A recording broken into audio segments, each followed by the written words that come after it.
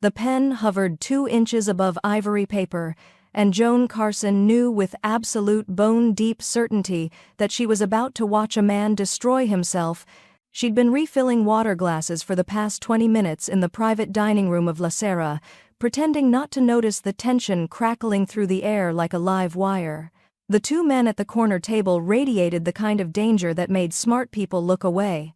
Joan had learned early in her waitressing career that wealthy men in expensive suits conducting hushed business over untouched plates didn't appreciate audience members. So she'd kept her head down, her movements efficient, her presence forgettable, until she saw the document. It was just a glimpse, barely 3 seconds as she leaned across to top off the water in the crystal tumbler nearest the window, but 3 seconds was all Joan needed. Numbers had always spoken to her in a language other people couldn't hear, whispering their secrets, revealing their lies. And this document? It was screaming. The man holding the pen was younger than she'd initially thought, maybe early 30s, with the kind of presence that made the oxygen in the room feel thinner. Dark hair swept back from a face that could have been carved from Carrara marble, all sharp angles and harder edges. Ink crawled up the side of his neck, disappearing beneath his collar, and his sleeves were rolled to his elbows, revealing more dark artwork snaking down powerful forearms. He looked like violence poured into an Armani suit. The older man across from him, silver threaded through his temples, navy suit pressed to perfection, leaned forward with barely contained urgency. "Gabriele, sign it. Once you do, the Bianchi family has no legal claim. We walk out clean." Gabriele. The name fit him, old world, elegant, dangerous. Joan watched his jaw work, watched the muscle jump beneath the stubble shadowing his cheek. His eyes dark, depthless, merciless, scanned the document one more time, and she could practically feel the weight pressing down on his shoulders. He was going to sign it, and it was wrong. Every cell in Joan's body screamed at her to walk away. These weren't her people, this wasn't her world, and she had exactly $43 in her checking account, and a mother whose medical bills meant Joan couldn't afford to lose this job over something that absolutely, definitely, 100% was not her business. She made it 3 steps toward the kitchen, then stopped, turned back. Her hand was shaking slightly as she approached the table again, water pitcher clutched like a shield. Both men glanced up at her, the older one with irritation flickering across his features, Gabriele with the blank, assessing stare of a predator, sizing up whether something was prey or threat. "I'm so sorry," Joan heard herself say, her voice steadier than she felt, "but I think there's a problem with your document." The silence that followed could have stopped hearts. The older man, Luca, she'd heard Gabriele call him, straightened in his chair, his expression hardening. "Excuse me?" But Gabriele didn't move, didn't blink, just watched her with those fathomless eyes, and Joan felt pinned in place like a butterfly in a collector's case. "The date here," she continued, committing fully to what was probably a spectacularly bad decision. She gestured toward the paper with her free hand. "Careful not to touch it. March 4th. That's what it says, right?" Gabriele's gaze dropped to the document, then back to her face. He said nothing, but somehow that silence felt like permission. Joan took a breath. The timestamp below it shows 2:47 p.m. Eastern Standard Time, but March 4th this year was the day we switched to daylight saving time. At 2:47 p.m., we would have already been on daylight time, not standard. Whoever created this document didn't account for that. She watched Gabriele's expression shift, not much, just the slightest narrowing of his eyes, the tiniest tightening around his mouth, and the signature. She was on a roll now, her brain firing on all cylinders the way it only did when numbers and patterns aligned. See how the ink darkness is completely uniform? Real signatures have variation, more pressure at the beginning of strokes, lighter at the ends. This looks scanned and overlaid. Luca stood abruptly, his chair scraping against the polished floor. "This is absurd. You're going to take document advice from a waitress?" The word waitress came out like an insult, and Joan felt heat crawl up her neck. "I'm just saying what I see." "What you see." Luca said, voice tight with something that might have been panic beneath the condescension, "is a legal treaty that's been verified by our lawyers. Forgive me if your expertise in coffee service doesn't quite measure up to their credentials." Joan opened her mouth to respond, but Gabriele raised one hand, a small gesture that somehow commanded absolute silence. "Explain the font," he said, still looking at Joan. She blinked. "Sorry? You mentioned the timestamp, the numbers. What about the font?" Joan leaned closer, studying the document again. She could feel the heat radiating off Gabriele's body, could smell something expensive and cedar dark that definitely didn't come from a department store. The timestamp font is Arial, but the rest of the document uses Times New Roman. Most legal documents stick to one font family for consistency. Switching between them in the same paragraph suggests different editing sessions, possibly different authors. "This is ridiculous," Luca interjected. "Gabriele, we don't have time for this. The Bianchi representatives will be here in less than an hour expecting—" "I didn't ask you." Gabriele's voice was quiet, but it cut through Luca's protest like a blade through silk. He turned his full attention to Joan, and she felt the impact of that focus like a physical thing. "What's your name?" "Joan Carson. I work the morning shift mostly, but I picked up today because Marissa called in sick, and—" She stopped herself, realizing she was babbling. "Joan. My name is Joan." "Joan." He said it slowly, like he was testing the weight of it. "Do you have a degree in forensic accounting? Document authentication?" "No. I have 16 credit hours toward a data analytics degree that I can't afford to finish, and a really annoying habit of noticing when things don't add up." Something that might have been amusement flickered across his face, gone so quickly she couldn't be sure it had ever been there. "And these things?" He gestured to the document. "They don't add up? Not even close." Gabriele held her gaze for another long moment, and Joan felt something shift in the air between them, recognition, maybe, or the spark of two minds that worked in similar patterns, even if they lived in completely different worlds. Then he stood, unfolding from his chair with lethal grace, and Joan had to tilt her head back to keep eye contact. He was tall, much taller than she'd realized, and built like someone who understood violence intimately. "Luca," Gabriele said, never looking away from Joan. "Call Marco. Tell him I need the original digital file pulled from the server. Authentication codes, metadata, everything. Gabriele, this is unnecessary. Now." The single word carried enough weight to make Luca's protest die in his throat. He pulled out his phone with jerky movements, stepping away from the table. Gabriele reached down and carefully picked up the document, holding it toward the light streaming through the floor-to-ceiling windows.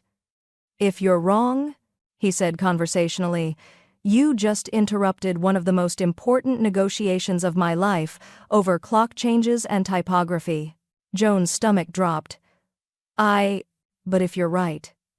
He turned those dark eyes on her again, and Joan saw something dangerous and grateful warring in their depths. "If you're right, Joan Carson. You just saved my empire." From across the room, Luca's voice rose in sharp confusion. "That's impossible. Marco, check again.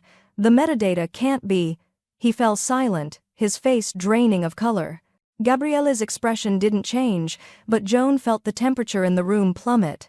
"What did Marco say?" Gabriele asked, his voice soft as a knife sliding from its sheath. Luca's hand tightened around his phone.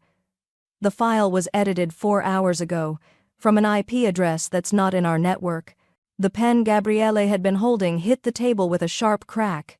"Sign it, Gabriele," Luca said quietly, and now his voice carried a tremor Joan couldn't identify. "Please, just sign it." But Gabriele didn't move.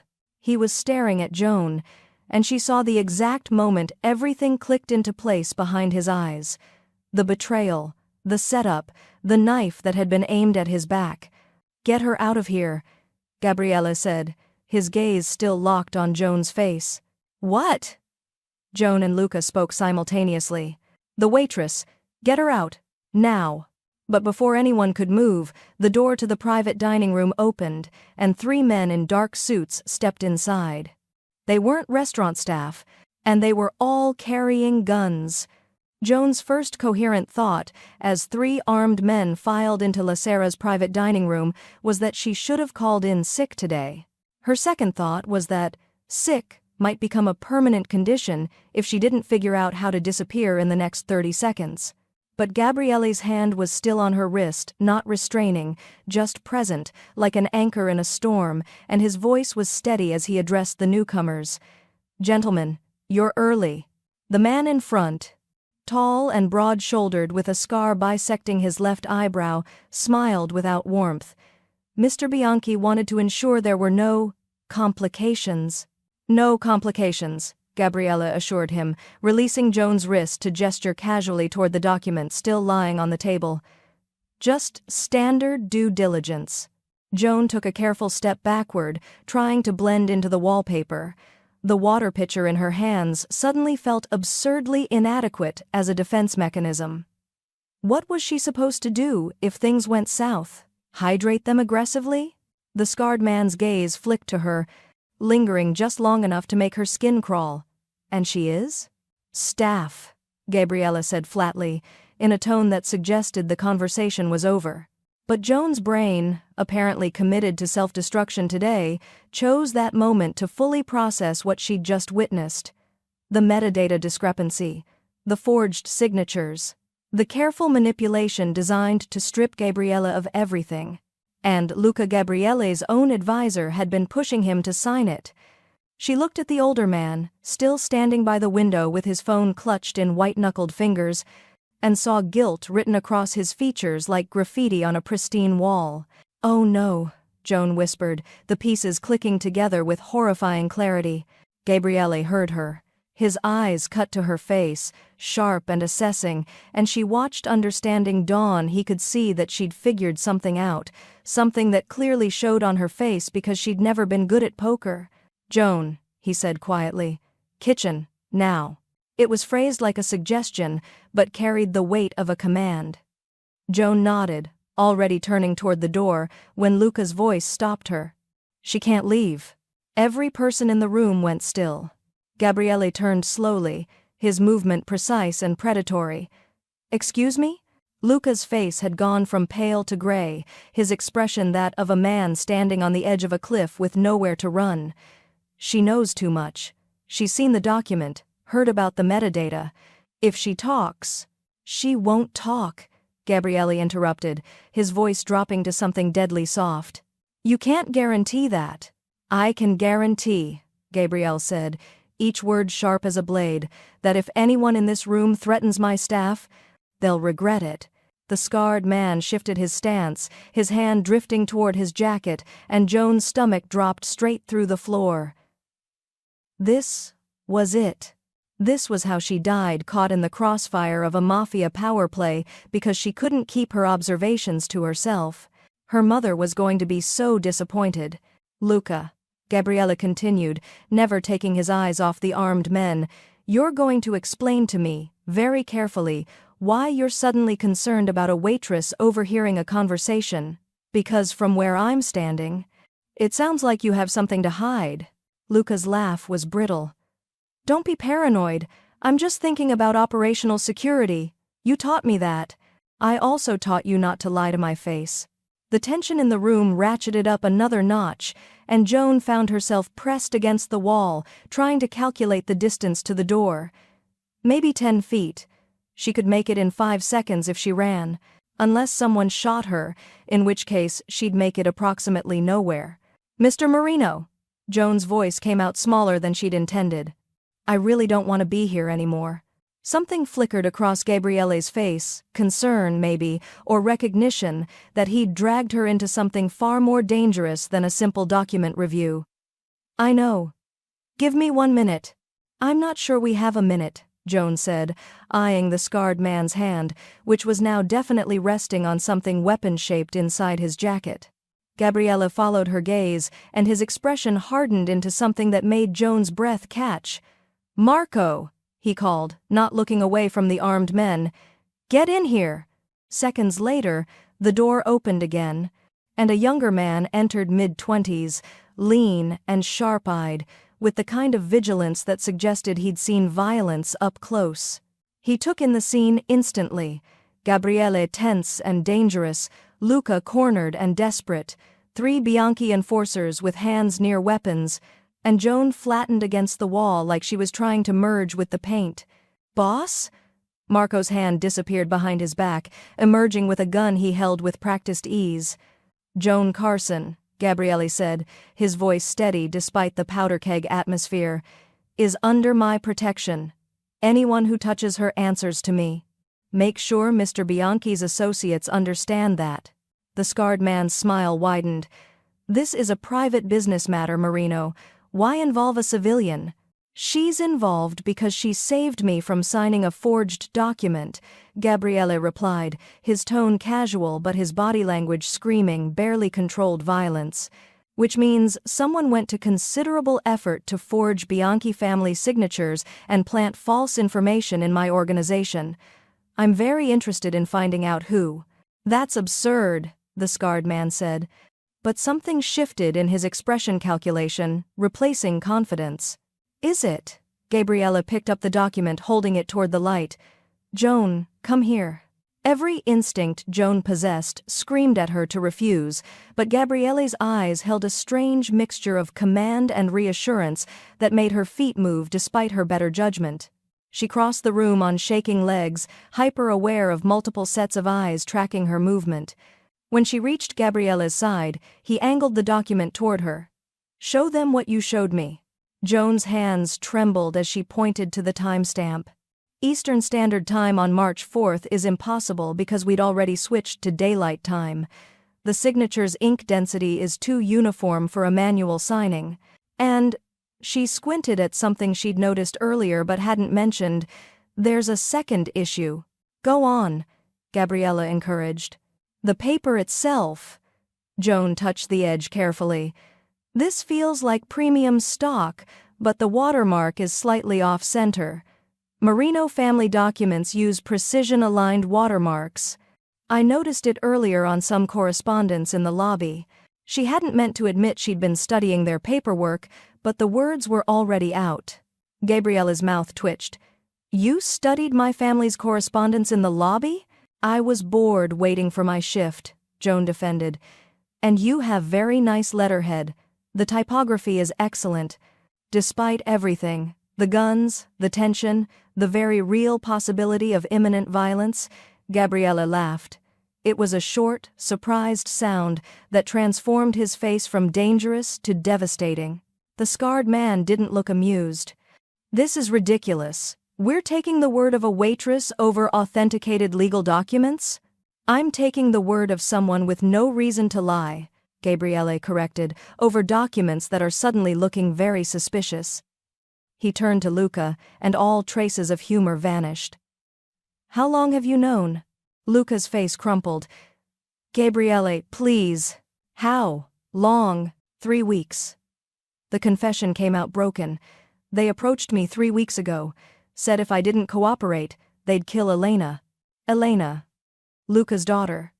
Joan had served her coffee last month, bright, cheerful, studying architecture at Columbia. Gabriele's expression didn't change, but Joan felt the temperature drop. "And you didn't tell me." "I couldn't." "They had surveillance on her apartment, her campus, everywhere. They showed me photos, Gabriele. Photos of her walking to class, sitting in the library, sleeping in her own bed." Luca's voice broke. "What was I supposed to do?" "You were supposed to trust me," Gabriele said quietly, and somehow that soft tone was more devastating than shouting. "You were supposed to come to me so we could protect her together. Instead, you helped them forge documents to steal my empire. I didn't have a choice." "There's always a choice." Gabriele set the document down with deliberate care. "You just made the wrong one." The scarred man cleared his throat. "This is all very touching. But Mr. Bianchi is expecting that signature within the hour. Whatever personal drama you're experiencing, it doesn't change our agreement." "We don't have an agreement," Gabriele said flatly. "We have a forgery. And the moment you walked in here with your hand on a weapon in my restaurant, you declared war. We're simply here to collect what's owed." Based on a fabricated document? I don't think so. The scarred man's smile turned cold.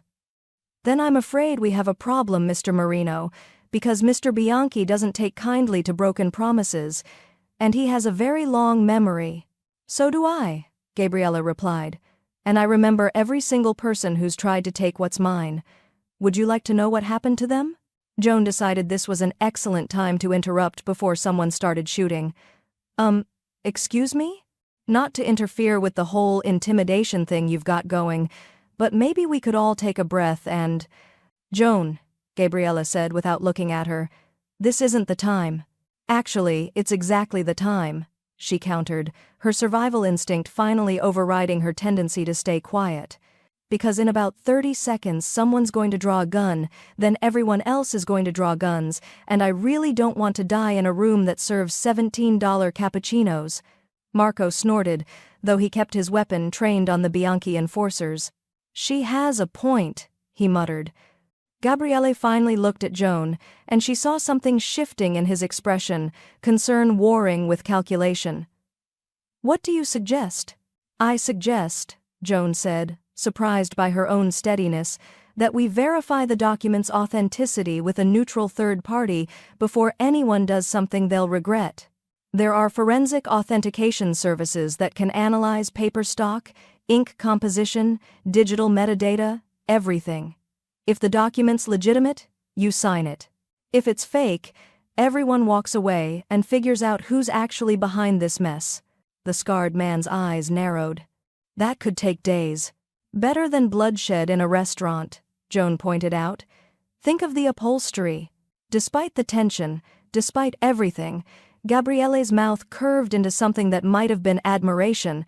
You're either very brave or very foolish. Can't I be both? Apparently. The scarred man exchanged glances with his companions, some silent communication passing between them. Then he pulled out his phone, stepping away to make a call. Gabriele moved closer to Joan, his voice dropping to a murmur only she could hear. When this is over, you and I are going to have a very long conversation about self-preservation instincts. Looking forward to it, Joan whispered back. Does it involve me keeping my job? It involves you never having to serve overpriced cappuccinos again. Before Joan could process that statement, the scarred man returned, his expression unreadable. Mr. Bianchi agrees to third-party authentication, but he wants assurances that the document remains secure until verification is complete. Done, Gabriele said. Marco, get Alessandro on the phone. Tell him we're moving the signing to neutral ground pending authentication. And tell him, his smile turned sharp, I'm very interested in discussing who had access to his family's signature stamps. As Marco made the call, Luca collapsed into a chair, his face in his hands. Joan felt an unexpected surge of sympathy. He'd been trapped, coerced, backed into an impossible corner by people who knew exactly which pressure points to push. She'd been ready to hate him 5 minutes ago. Now she just felt sad. Your daughter, Joan said quietly, moving closer to Luca. Elena. Is she safe right now? Luca looked up with red-rimmed eyes. I don't know. They said they'd release her once, Gabriele signed, but I don't know if I can trust them. You can't, Gabrielle said bluntly, but we'll get her back anyway. How? Leave that to me. Gabriele pulled out his own phone, firing off a rapid series of texts. Joan, I need you to write down everything you noticed about the document, every detail, no matter how small. Right now? Right now. Marco produced a notepad from seemingly nowhere, and Joan found herself scribbling observations while armed men watched her with varying degrees of hostility and curiosity. The absurdity of the situation wasn't lost on her 4 hours ago. Her biggest concern had been whether the lunch rush would tip well. Now she was documenting evidence in what was clearly a mafia power play. Her mother was going to have so many questions. Done, Joan said, handing the notepad to Gabriele. Their fingers brushed, and she felt the calluses on his hands, evidence of a life that involved more than paperwork and negotiations. Gabriele scanned her notes, his expression growing darker with each line. You're sure about the watermark alignment? I'm sure about everything, Joan confirmed. That document is as fake as my enthusiasm for another double shift. Another brief smile gone almost before it appeared. Then we have our proof. And someone has considerable explaining to do. The scarred man's phone buzzed. He glanced at it, his expression tightening. Mr. Bianchi wants to meet. 1 hour. Russo's warehouse on the pier. Neutral ground, Gabriella countered. I'm not walking into a Bianchi stronghold with forged documents and unanswered questions. The warehouse is neutral. We use it for disputed negotiations. Fine, but I'm bringing my own security. And, Gabrielle glanced at Joan, she comes with me. What? Joan and the scarred man spoke simultaneously. Absolutely not, the enforcer continued. This is family business. She's the only one who can identify the forgery elements definitively, Gabrielle argued. She's a witness. She comes. Gabriella, Joan hissed. I really don't think I should. You'll be safe, he said. And the conviction in his voice was almost enough to make her believe it. I promise. You can't promise that, Joan said. You don't even know me. I know you saved my empire. That's enough. The scarred man made a disgusted sound. 1 hour, Russo's warehouse, come armed, and the deal's off. I'm always armed, Gabrielle replied calmly. But I'll keep weapons holstered, unless someone gives me a reason not to. The Bianchi enforcers filed out, leaving behind a silence so heavy Joan could barely breathe. Luca stood on shaking legs. What do you want me to do? Find your daughter, Gabrielle said. Take Marco and whoever else you need, get Elena somewhere safe, then we'll discuss your future in this organization. Gabrielle, I'm so... Save it. Right now, all that matters is Elena's safety. Go. Luca left, Marco following after casting one last assessing look at Joan, and then it was just the two of them, a mafia boss and a waitress who'd stumbled into something far bigger than either of them had anticipated. So, Joan said into the silence, that was exciting. Gabriella turned to her, and for the first time since this whole ordeal began, she saw genuine emotion flicker across his face, relief, gratitude, and something else she couldn't quite identify. You should run, he said quietly. Walk out that door, forget everything you've seen, and go back to your life. Should, Joan agreed. But I have a feeling you're not going to let me. I won't stop you. No. But you need me at that warehouse. You need someone who can point out every inconsistency, every forged element. You need proof that holds up under scrutiny. She met his eyes steadily. You need me. Gabrielle studied her for a long moment, and Joan had the dizzying sensation of being weighed, measured, and found somehow worthy. Yes, he finally said. I do. Then I guess I'm going to a warehouse on the pier. Joan tried for levity, though her hands were still shaking. Is that the kind of place where people usually leave alive? Usually. That's not as reassuring as you think it is. His smile was brief, warm, and entirely unexpected. Welcome to my world, Joan Carson. It's terrifying, she informed him. I don't recommend it. Most people don't stumble into it by accident. I have a gift for bad timing. Or perfect timing. Gabriella picked up the forged document, studying it with renewed intensity. If you hadn't spoken up, I would have signed this. Would have given them everything. So either you have the worst luck in the world, or the best. I'm going with worst, Joan decided. Definitely worst. But as Gabrielle's eyes met hers again, something passed between them, recognition, maybe, or the beginning of understanding. She'd saved him. And now, whether she liked it or not, he was going to protect her, even if it meant dragging her straight into the lion's den. We leave in 45 minutes, Gabriella said, his tone shifting back to business. I need to make some calls, arrange security, brief my people. You should eat something, it might be a long night. I'm not hungry. Eat anyway. You'll need your strength. Joan wanted to argue, but the command in his voice made it clear this wasn't a suggestion. So she found herself in Lacera's kitchen, mechanically consuming a sandwich she couldn't taste, while the reality of her situation crashed over her in waves. She was going to a warehouse meeting with the Mafia. She'd just exposed a forgery that someone had gone to considerable trouble to create. And Gabriele Marino, dangerous, powerful, terrifying Gabriele Marino, had looked at her like she was something precious. Joan's phone buzzed with a text from her mother. "How's work, honey?" She stared at the screen, trying to figure out how to respond. "Eventful," she finally typed. "I'll explain later. Love you." Her mother responded with a heart emoji, blissfully unaware that her daughter had just become a key witness in what was probably a massive criminal conspiracy. Joan set down her half-eaten sandwich and pressed her palms against her eyes, trying to steady her breathing. This morning, she'd been nobody, invisible, just another waitress grinding through double shifts and student debt. Now, she was essential. And absolutely, completely terrified. The kitchen door swung open, and Gabriele appeared, having traded his jacket for a dark sweater that somehow made him look even more dangerous. "Ready?" "No," Joan said honestly. "But I don't think that matters." "It doesn't." He held out his hand. "But I meant what I said. You're under my protection. Nothing happens to you." Joan looked at his outstretched hand, scarred knuckles, strong fingers, the promise of both violence and safety wrapped in one gesture. She took it.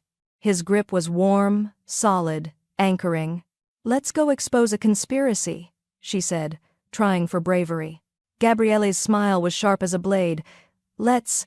They walked through the restaurant together, past staff who stared with barely concealed shock at the boss holding hands with the morning shift waitress. Joan felt their eyes burning into her back, felt the weight of questions she couldn't answer. Outside, a black car waited, sleek and expensive, and probably bulletproof. Gabriele opened the door for her, a gesture of old-world courtesy that felt surreal given the circumstances. Joan slid into the leather seat, her heart hammering against her ribs. This was it. The moment where her ordinary life officially ended, and something else began. Something dangerous. Something thrilling. Something that would either save them both, or destroy everything. Gabriele settled beside her, close enough that she could feel the heat radiating off his body, smell that cedar-dark scent that made her thoughts scatter. "Joan," he said as the car pulled away from La Serra, "if anything goes wrong tonight, I want you to run. Don't look back, don't try to help, just run. I'm not leaving you." His eyes widened, slightly surprised. Maybe, that she'd commit so quickly to someone she barely knew.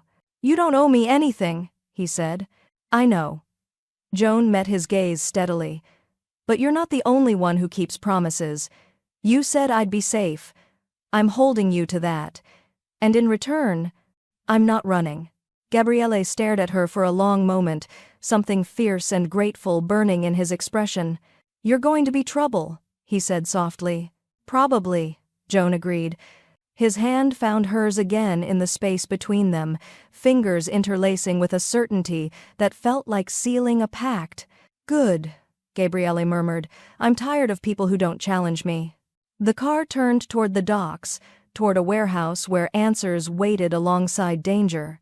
And Joan Carson, who'd woken up this morning expecting nothing more exciting than arguing with an espresso machine, held tight to the hand of a mafia boss and tried not to think about all the ways this could end badly. But deep down, beneath the terror and adrenaline, something else stirred. The electric thrill of being seen. Of mattering. Of standing beside someone powerful and being treated as an equal. She'd saved his empire. Now she just had to survive the fallout. The warehouse loomed ahead, dark and industrial against the evening sky. And as they approached, Joan saw figures waiting in the shadows, too many figures, armed and ready. Gabriele's hand tightened on hers. "Stay close," he whispered. "Always," Joan promised. And together, they walked into the darkness. The warehouse smelled like salt, rust, and old violence. Joan's sneakers squeaked against the concrete as she followed Gabriele through the massive space, their footsteps echoing off corrugated metal walls. Industrial lights hung from chains overhead, casting harsh shadows that turned every corner into a potential threat. Alessandro Bianchi waited in the center of the room, flanked by a dozen men who looked like they ate nails for breakfast. He was older than Joan had expected, 70s, maybe, with silver hair swept back from a lined face that might have been handsome once. Now it just looked predatory. "Gabriele," Bianchi called, his voice carrying easily across the empty space. "You bring interesting company to negotiations." "She's my forensic consultant," Gabriele replied smoothly, his hand a steady presence at the small of Joan's back, protective, possessive, grounding. "Your consultant wears an apron." "My consultant has sharper eyes than your entire legal team?" Bianchi's smile didn't reach his eyes. "Let's see what those sharp eyes found, shall we?" Gabriele gestured toward a metal table someone had set up in the middle of the warehouse neutral ground. Joan supposed, though nothing about this situation felt neutral. He placed the document down carefully, and Joan stepped forward, trying to ignore the weight of hostile gazes tracking her movement.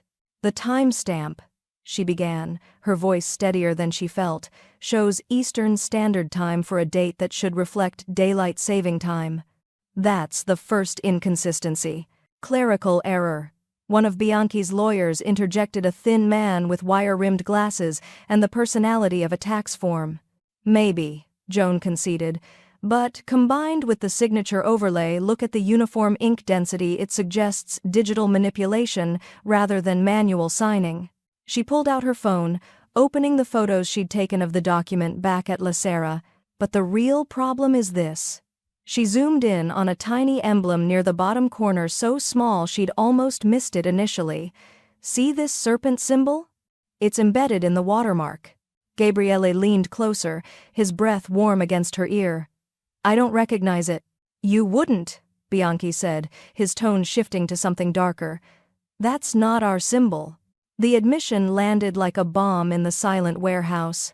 "Then whose is it?" Gabriele demanded. "That," Bianchi said slowly, "is an excellent question." Joan's fingers flew across her phone screen, running an image search she'd started in the car. When the results loaded, her stomach dropped. "The Serpentes cartel, based in Nevada. They've been expanding east for the past 2 years. According to," she scrolled quickly, "about 50 different law enforcement bulletins." Every man in the warehouse tensed. "Impossible," the lawyer sputtered. "We verified every element of that treaty with our authentication team." "Then, your authentication team missed something," Joan said. "Or, someone on your team is working for the Serpentes." The temperature plummeted. Bianchi's face hardened into something carved from granite. "That's a serious accusation, young lady." "It's a serious forgery," Joan shot back, surprising herself with her boldness. "Someone went to considerable effort to make this look legitimate. They used your family's signature stamps, Marino family letterhead, legal formatting that matches both organizations. This wasn't some amateur operation. This was sophisticated, coordinated, and designed to trigger exactly what it almost did, a signature that would have transferred key territories and started a war between your families." "Leaving both organizations weakened," Gabriele finished quietly, his eyes sharp with understanding. "Vulnerable to takeover by a third party." "The Serpentes?" Bianchi said, his voice cold as winter. "They want the eastern ports. And they almost got them." Gabriele picked up the document, holding it toward the harsh overhead lights. "Joan, what else?" She studied the paper again, her mind cataloging details. "The routing information in the metadata, Marco pulled it earlier. The IP address traced to a server historically used by Marino insiders, right?" Gabriele nodded, his expression grim. "But the server connection shows a VPN redirect through..." She checked her phone again, reading Marco's technical breakdown. "Las Vegas, same city as Serpentes headquarters. Someone inside your organization was used to plant this forgery, but the actual creation came from Nevada." "Luca," Bianchi said. "No." Gabriele's voice was flat, certain. "Luca was coerced, his daughter was threatened. He cooperated under duress, but he didn't create the forgery." "Then who did?" Gabriele pulled out his phone, firing off a text. Seconds later, Marco responded with a name that made Gabriele's jaw tighten. "Raffaele," he said, the name tasting like poison. My capo for Eastern operations. He had access to our authentication systems, our legal templates, everything needed to create a convincing forgery. And motive? Bianchi asked. Ambition. He's been pushing for more territory, more control. I've been holding him back. Gabriele's smile was terrible. Apparently, he decided to take matters into his own hands. Joan's mind raced ahead, connecting dots.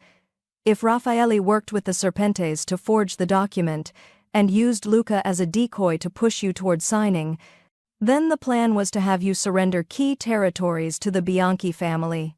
Who would then be blamed when those territories fell to Serpente's control shortly after?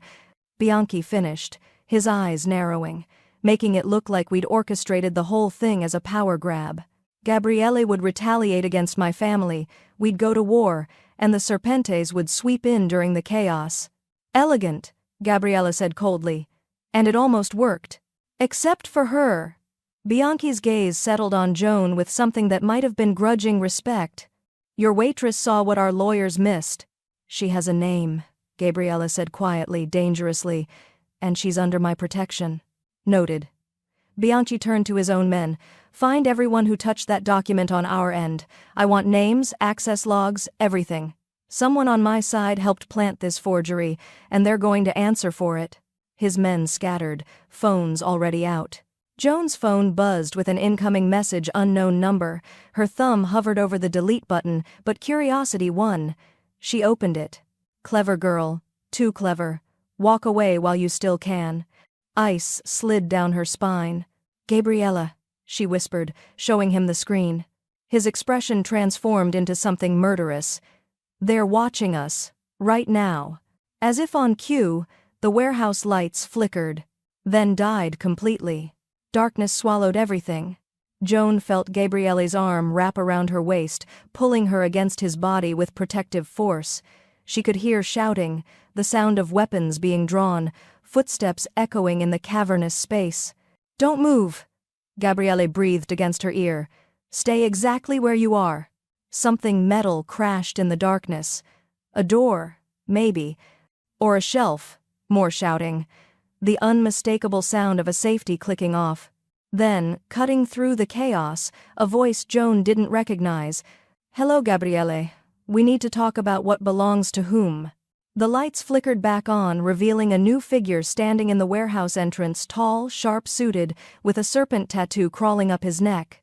Behind him, at least 20 armed men blocked the exits. They were surrounded. And the man with the serpent tattoo was smiling like he'd already won.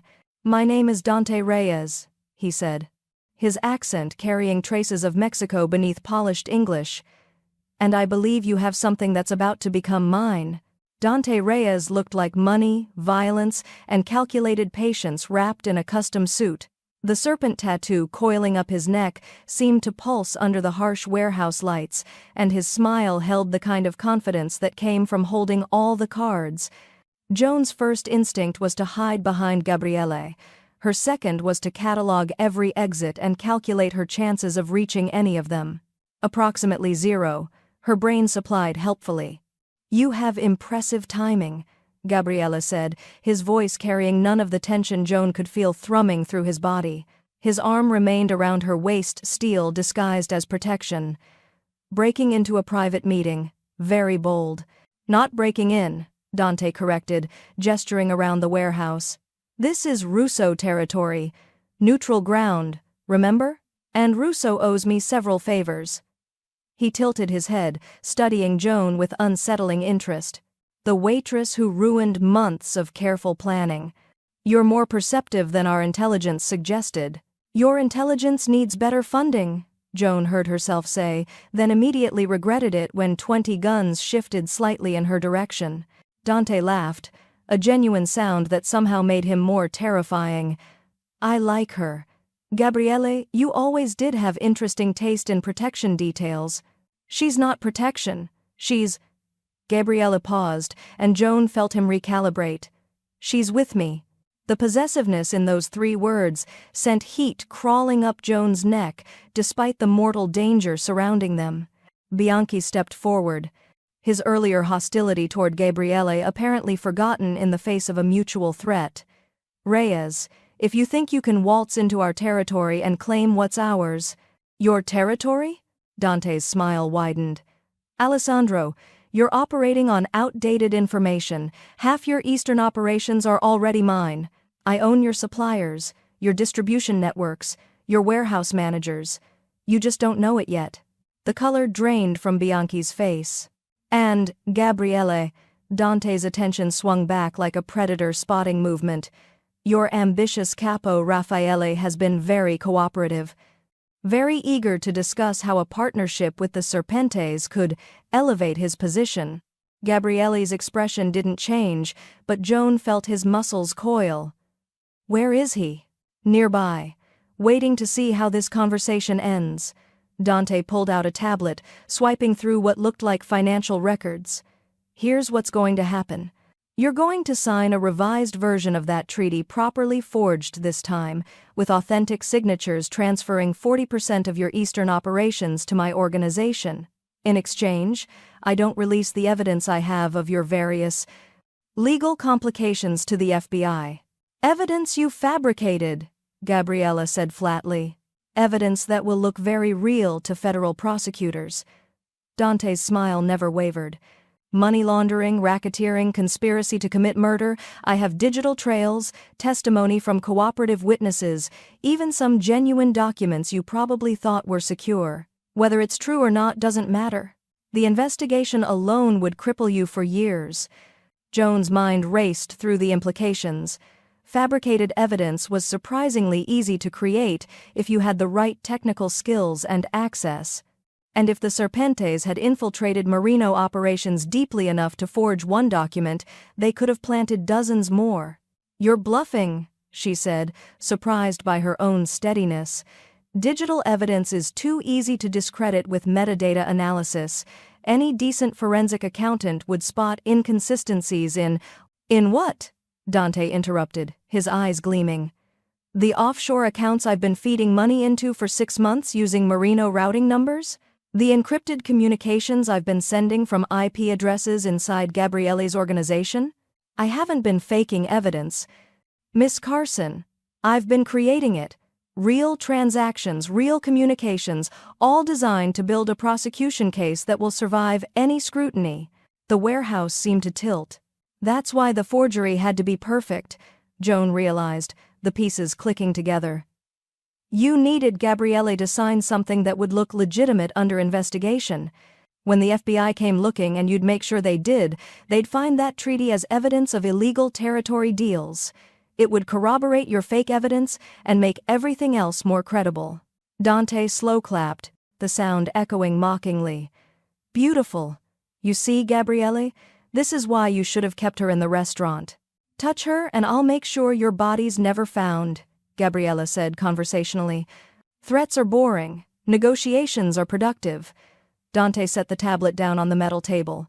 "Sign the revised treaty, accept my partnership, or I destroy you with evidence that will look authentic enough to put you away for 20 years. Your choice." Gabriele was silent for a long moment, and Joan could practically hear him calculating odds, assessing options, planning 3 moves ahead. Then he laughed, a cold, dangerous sound that made several of Dante's men shift uncomfortably. "You made one critical mistake," Gabriele said. "Enlighten me. You assumed I need the FBI to think I'm legitimate." Gabriele's smile was all teeth. "I don't. What I need is to eliminate threats to my organization. And you just identified yourself as the biggest one." Dante's expression finally flickered, uncertainty bleeding through his confidence. "Marco," Gabriele called without raising his voice. The warehouse's side door exploded inward, and 15 men poured through, not Gabriele's usual security, Joan realized, but something else. They moved with military precision, weapons raised, positioning themselves with practiced efficiency that spoke of professional training. "Friends of yours?" Dante asked, but his voice had lost its certainty. "Private military contractors," Gabriele replied, I called them an hour ago, right after Joan identified your serpent emblem. They've been surrounding this warehouse for the past 20 minutes, waiting for my signal. Joan stared at him. He'd known. He'd walked into this meeting knowing it was a trap, and had prepared accordingly. You're outnumbered, Dante said, though his men were already looking nervous. I'm really not. Gabriele pulled out his phone, showing Dante a live security feed. See that? Those are federal agents parked 3 blocks away. I called them too.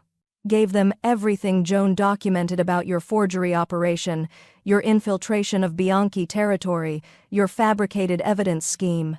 They're very interested in discussing interstate racketeering charges. Dante's face went carefully blank.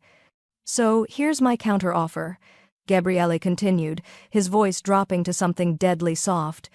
You tell me where Raffaele is, you turn over every piece of fabricated evidence you've created, and you disappear from my territory permanently. In exchange, I don't hand you to the FBI right now. And if I refuse? Gabriele's smile was terrible. Then I call them in, and you spend the next 30 years in federal prison explaining to prosecutors exactly how you've been infiltrating legitimate business operations to build criminal enterprises. I'm sure they'll be fascinated. The standoff stretched, tension crackling like lightning about to strike. Then Luca's voice cut through from somewhere behind them. Gabriele, we found him. Joan turned to see Luca emerging from a side office, his face grim, his hands on the shoulders of a man she'd seen before in La Sera, one of Gabriele's senior people, well-dressed and cold-eyed. Raffaele. But it was what Luca said next that made Joan's blood freeze. And he wasn't working for the Serpentes. He was working with them as an equal partner. The Nevada operation? It's not just Dante's. Raffaele co-founded it 2 years ago. He's been building his own empire inside yours, using your resources to fund it. He didn't betray you for money, Gabriele. Luca's expression was stricken. He betrayed you because he's been planning to take everything from the beginning. And according to the documents we found, Luca held up a folder, his hand shaking. He's already moved 60% of your liquid assets offshore. You're broke, Gabriele. He's already taken your empire. The warehouse erupted into chaos. And Joan, watching Gabriele's face transform into something beyond rage, something cold and final and absolutely lethal, realized they'd all been playing the wrong game. The real war hadn't even started yet. The silence lasted exactly 2 seconds before everything exploded. Raffaele lunged sideways, breaking free from Luca's grip with practiced violence. Dante's men raised their weapons. Gabriele's contractors moved forward in tactical formation, and somewhere in the chaos, someone fired a shot that pinged off the metal ceiling, raining rust down like deadly confetti. Joan's survival instinct finally kicked in. She dropped to the concrete, hands over her head, cursing every decision that had led her to this moment. Nobody moves! Gabriele's voice cut through the pandemonium with commanding force. He had his own weapon out now. When had that happened? Aimed steadily at Raffaele's chest. 60% of my liquid assets. Explain. Now. Raffaele straightened his jacket with insulting casualness, a smile playing at his lips. It's quite simple, really. You were so focused on external threats, the Bianchis, the Russians, the competition. You never considered that your real enemy was sitting across from you at family dinners. 2 years. Gabriele said, his voice dangerously quiet. You've been stealing from me for 2 years. Not stealing, reallocating. You're too conservative, Gabriele, too tied to the old ways. The Marino family could be an empire, but you keep it a kingdom. Raffaele's eyes gleamed with ambition that bordered on mania. I'm building something bigger, something that doesn't answer to outdated codes and blood loyalties. Joan, still flattened against the concrete, watched the scene unfold with horrified fascination. From her ground-level perspective, she could see something nobody else had noticed, a thin wire running from Raffaele's sleeve to his palm. A dead man's switch. Gabriele, she called out, trying to keep her voice steady. He's wired. Look at his left hand. Everyone's attention snapped to Raffaele, who smiled wider. Smart girl. Yes, I'm carrying enough C4 to level this entire warehouse. If my heart stops, we all die. So let's discuss this like civilized people. You're insane, Bianchi breathed. I'm prepared. Raffaele turned to Dante. The revised plan. Now. Dante looked distinctly uncomfortable apparently. Suicide vests hadn't been part of their agreement. Raffaele, this isn't the plan. Raffaele's voice rose, his thumb twitching over the switch.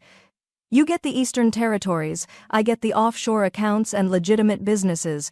Gabriele and Bianchi are either neutralized or dead. We split the empire and move forward. That was the deal. Joan's mind raced. 60% of Gabriele's liquid assets meant millions, possibly hundreds of millions. But if Raffaele had been embezzling for 2 years, there would be digital traces, routing numbers, account transfers, authentication logs. And if she'd spotted inconsistencies in one forged document, she could find them in others. The offshore accounts, Joan said, pushing herself up to sitting despite the weapons still trained everywhere. You moved the money through shell corporations, right? Multiple layers to obscure the trail? Raffaele's eyes narrowed. What's your point, waitress? My point is that every transaction leaves metadata, transfer timestamps, IP addresses, authentication certificates, and if you were moving that much money, you couldn't do it all at once. You'd need to spread it over months, maybe years, using automated systems. She looked at Gabriele. Do you have access to your organization's full financial records? Not just the summary reports, the actual transaction logs? Marco does, Gabriele said, never taking his eyes off Raffaele. Then have him pull them, because I'm betting Raffaele's automation wasn't perfect. There will be patterns, timing patterns, routing patterns, something that connects the transfers back to him. Joan stood slowly, hands visible and non-threatening. And once we have those patterns, we can reverse trace the money. You can't access those accounts, Raffaele sneered. They're secured behind military-grade encryption. But they still exist in a financial system with rules and regulations, Joan countered. Offshore doesn't mean invisible, it just means harder to find, and I'm really, really good at finding things that don't add up.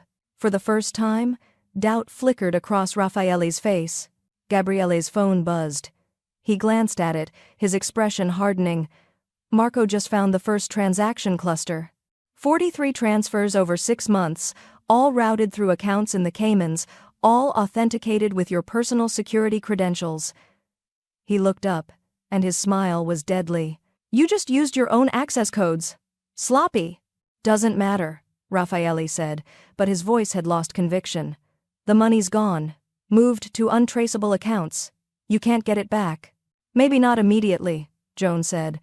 But we can freeze the accounts with the right legal pressure. International banking regulations require... Enough!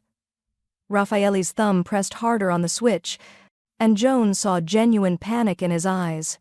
A man who'd planned everything meticulously was watching his perfect scheme unravel because of a waitress with a knack for numbers. Nobody moves. Nobody calls anyone. We're going to walk out of here together, and... The warehouse doors burst open again, but this time it wasn't security forces. It was Elena. Luca's daughter stumbled through the entrance, her hands bound, her face bruised, followed by 3 more Serpente's enforcers. One of them had a gun pressed to her head. "Daddy!" Elena's voice cracked with terror. Luca went white. "You said she was safe." "Marco, you said." "She was," Marco said grimly. "Someone must have tipped them off to the safe house location." "I did," Raffaele said simply. "Insurance policy. Now, Gabriele, here's how this actually ends. You sign over the territories to Dante. Luca stands down, and the girl lives. Otherwise," he nodded to the enforcer, who pressed the gun harder against Elena's temple. Joan watched Gabriele's face, saw the calculation warring with something else, humanity. Maybe. Or the recognition that Elena was innocent in all of this. "Don't," Joan whispered, moving closer to him. "There's another way." "There isn't," Gabriele said quietly. "He's got us cornered." "He doesn't." Joan's mind worked frantically. The dead man's switch, if his heart stops, it triggers. But it has to work on a radio frequency to communicate with the explosives, right? Which means it can be jammed. We don't have jamming equipment, Marco said. But we have something better. Joan pulled out her phone. Every phone in this warehouse is a potential signal disruptor if we all call the same number simultaneously. The interference might be enough to block the switch's signal for a few seconds, long enough to get everyone killed if you're wrong, Raffaele interjected. To save everyone if I'm right. Joan met Gabriele's eyes. Trust me. The words hung between them, a waitress asking a mafia boss to bet everything on her theory about radio frequencies and signal interference. Gabriele stared at her for a long moment. Then he nodded once, sharp and decisive. Marco, Alessandro, get your people on their phones. Everyone calls. Gabriele rattled off a number, on my mark. Contractors, be ready to move the second that switch goes dead. This is insane, Dante muttered, but he was already pulling out his phone. Gabriele, please, Raffaele said, and now he just sounded desperate. Don't do this, we can still make a deal. You held a gun to an innocent girl's head, Gabriele said flatly. There's no deal, there's only consequences. Joan positioned herself, phone ready, her entire body vibrating with tension. If this didn't work, they were all about to be vaporized. If it did work, she'd just saved them again. On 3, Gabriele said. 1. Joan's thumb hovered over the call button. 2. She could see Elena crying silently, Luca's anguished face, Raffaele's growing panic. 3. 50 phones dialed simultaneously, filling the warehouse with a cacophony of ringing. The air itself seemed to crackle with interference. Raffaele looked down at his switch, confusion blooming across his features as the indicator light flickered. Then went dark. Gabriele's contractors moved with lethal precision. 3 of them tackled Raffaele before he could process what had happened, pinning him to the concrete and ripping the dead man's switch from his hand. 2 more took down the enforcers holding Elena, and suddenly Luca was running toward his daughter, pulling her into his arms. Dante raised his hands slowly. I had nothing to do with the girl. That was all, Raffaele. You're still under arrest. A new voice called from the entrance. Federal agents poured through every door, weapons drawn, badges flashing, and Joan finally understood that Gabriele had been 3 steps ahead the entire time. He'd called them, not as a threat to Dante, as an actual plan. Agent Morrison. Gabriele greeted the lead agent calmly, as if he wasn't standing in a warehouse full of weapons and criminals.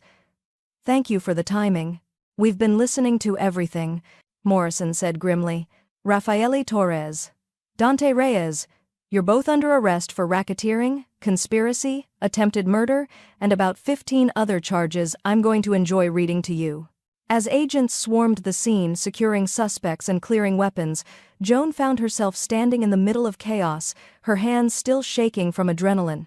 Gabriele appeared beside her, his presence solid and grounding. You saved us. Again. I endangered us first, Joan said, her voice coming out slightly hysterical. If that signal jamming hadn't worked. It did work. He turned her toward him gently, his hands on her shoulders. Because you're brilliant and brave and completely terrifying. I'm a waitress who got lucky twice. You're the reason I still have an empire to rebuild. His eyes held something fierce and grateful and unbearably intense. Joan Carson, you're going to work for me. Not serving coffee. Doing this. This? Joan gestured around the warehouse. Nearly dying in explosions? Financial analysis, security consulting, helping me identify threats before they destroy everything. His voice softened. Staying by my side. Joan opened her mouth to respond when Morrison approached, his expression businesslike. Miss Carson? We need your statement about the document forgery. You'll be our key witness in the prosecution. Joan looked at Gabriele, then back at the agent. Sure. I can do that. But as Morrison led her toward a quiet corner for questioning, something cold touched the back of her neck, not fear exactly, but a premonition that the danger wasn't over. Because Raffaele, being loaded into a federal vehicle, caught her eye and smiled. A knowing, triumphant smile that said, "You think you won, but you have no idea what's really happening." And Joan realized with sinking certainty that they'd stopped one conspiracy only to stumble into something much, much worse.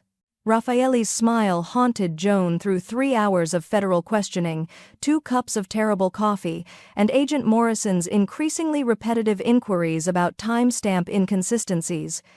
"Miss Carson? Are you listening?" Joan blinked, dragging her attention back to the agent, sitting across from her in the makeshift interview space, a corner office in a building the FBI had commandeered near the warehouse. "Sorry. Yes." The font discrepancies indicated multiple authorship sessions. Morrison studied her with the kind of patience that suggested he'd dealt with shell-shocked witnesses before. "You've been very helpful. We have enough for the prosecution. You're free to go. But we'll need you available for testimony when this goes to trial." "How long will that take?" "Months. Maybe longer if they fight extradition on some of the international charges." He closed his notebook. "In the meantime, I'd suggest keeping a low profile. Rafaele Torres and Dante Reyes have connections that extend beyond what we arrested today." Joan's stomach tightened. "You think I'm in danger? I think you just took down a multi-million-dollar criminal conspiracy. People tend to hold grudges about that sort of thing." Morrison's expression softened slightly. "Mr. Marino has offered you protection. I'd accept it if I were you." The door opened before Joan could respond, and Gabriele stepped inside with the kind of easy authority that made even federal agents defer to him. He'd changed clothes at some point, the warehouse dust replaced by a fresh black shirt and slacks that made him look dangerously elegant. "Agent Morrison," Gabrielle said with polite courtesy that didn't quite mask the underlying steel. "Are we finished here?" "For now." Morrison stood, extending a hand to Joan. "Thank you for your cooperation, Miss Carson. Someone will be in touch about the trial schedule." Then he left, and suddenly, Joan was alone with Gabriele in a small office that felt much smaller with him in it. "You changed," Joan said, because apparently her brain had decided to focus on irrelevant details instead of processing the fact that her life had completely derailed in less than 12 hours. "I keep spare clothes in the car." Gabriele moved closer, his eyes scanning her face with an intensity that made her feel exposed. "You look exhausted." "I nearly got blown up. Exhaustion seems reasonable." "It does." He reached out, gently tucking a strand of hair behind her ear, an intimate gesture that sent electricity down her spine. "I'm taking you somewhere safe. No arguments." "I have arguments," Joan protested weakly. "I have a life. An apartment, a mother, who's probably wondering why I haven't answered her texts in 6 hours. Call her from the car, tell her you're safe but staying with a friend for a few days." Gabriele's hand dropped but lingered near her shoulder. "Joan," Raffaele smiled at you. "That wasn't random. He knows you're the key to unraveling whatever else he's planned." The memory of that knowing smile made Joan's skin crawl.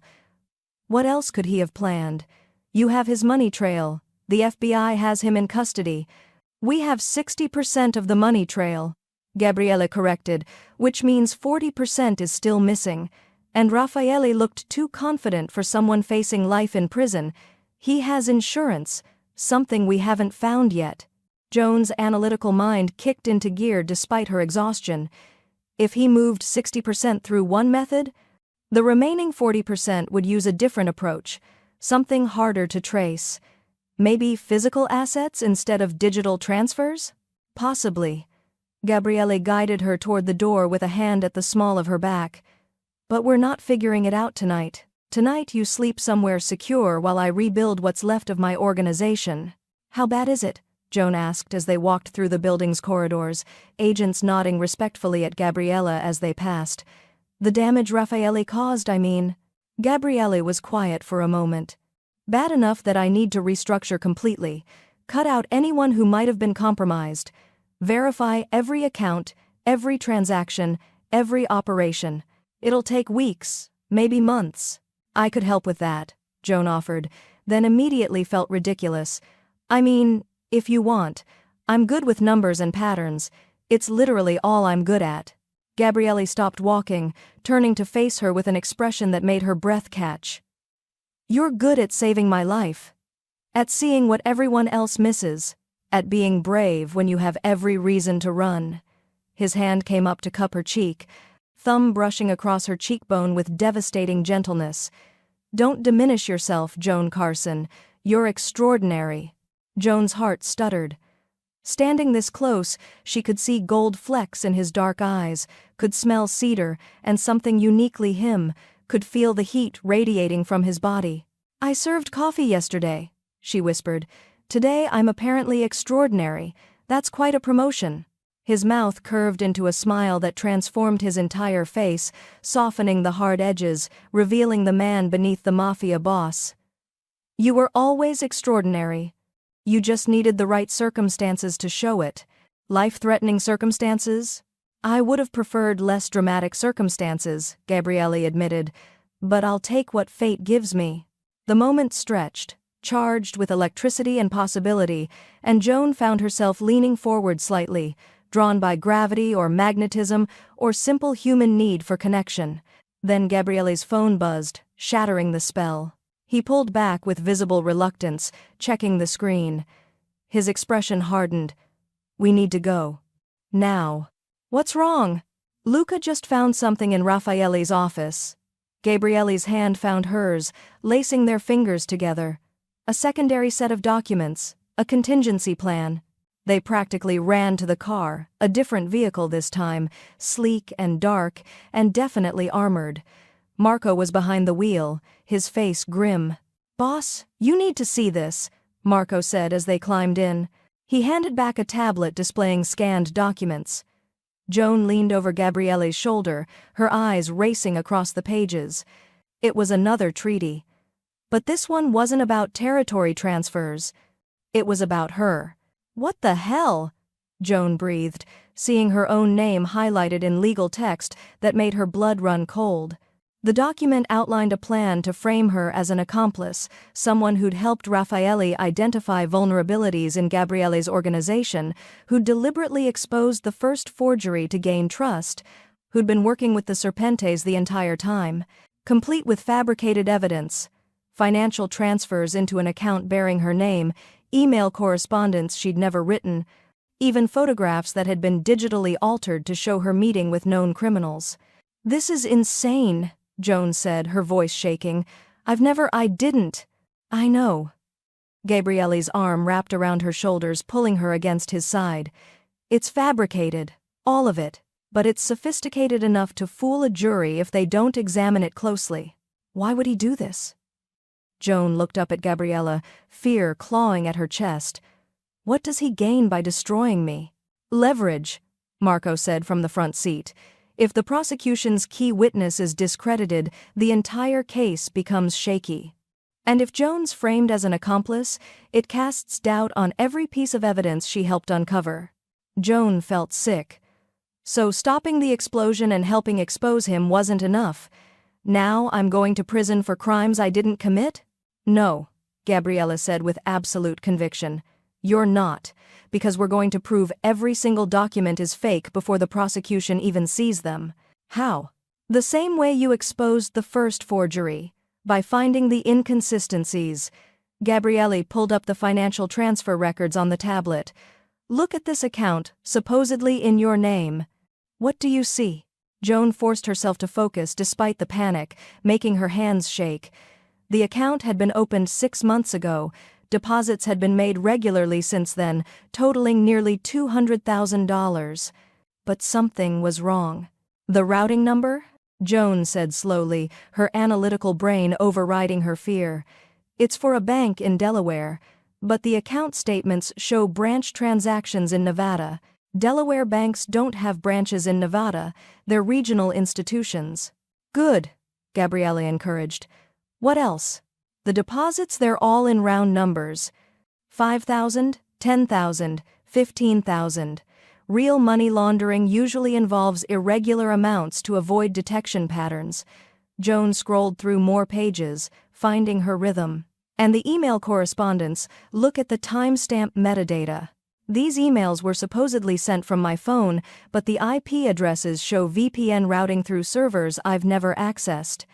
Because you didn't send them, Gabriella said. Raffaele created all of this the same way he created the first forgery, sophisticated but not perfect. There are always inconsistencies. We need to document everything, Joan said, her fear transmuting into determination. Every discrepancy, every impossible detail.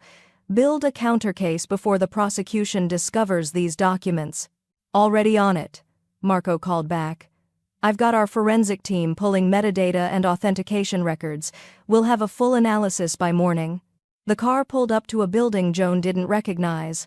Modern, secure, with the kind of entrance that suggested serious money and serious security.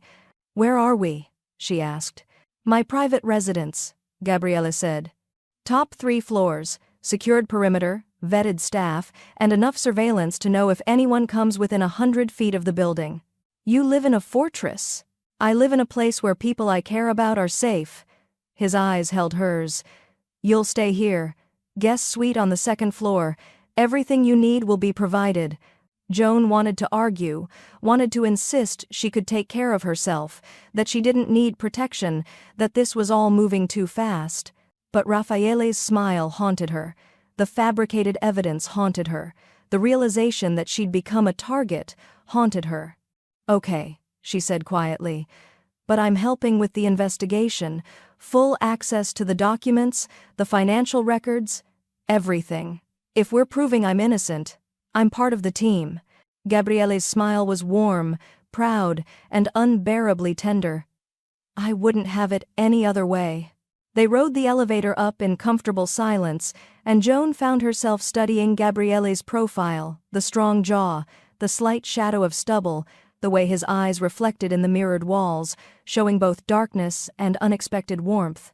Thank you, she said softly, for believing me, for protecting me, for... She gestured vaguely. Everything, I guess. Joan.